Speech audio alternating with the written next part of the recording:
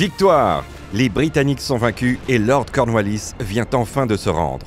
Quel orgueil cet Anglais! Il prétend être malade, il ne veut pas faire face de vaincu et préfère envoyer un de ses subordonnés nous remettre son épée en signe de défaite. Je viens d'ailleurs de l'écrire à Vergennes, le secrétaire d'État aux Affaires étrangères. La pièce est jouée, monsieur le comte, et le 5e acte vient de finir. Mais quelle bataille stratégique que celle de Yorktown!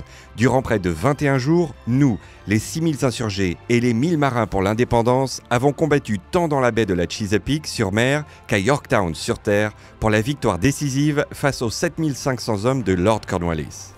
L'armée de Washington a fait sa jonction avec nos troupes le 26 septembre et la flotte française, avec le soutien du vaisseau L'Astrée commandé par la Pérouse, a assuré le blocus du port de Yorktown, empêchant tout ravitaillement des Britanniques par la mer dans la baie de Chesapeake, tandis que les troupes terrestres franco-américaines ont encerclé la ville.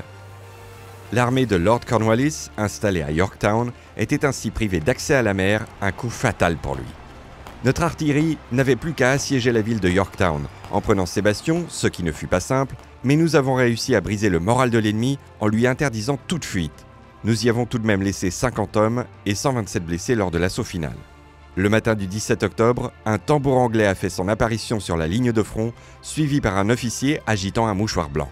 Le bombardement a cessé pour de bon et les négociations ont commencé alors entre les alliés dans la victoire, américains et français intégrés au processus de reddition grâce à ce cher Washington.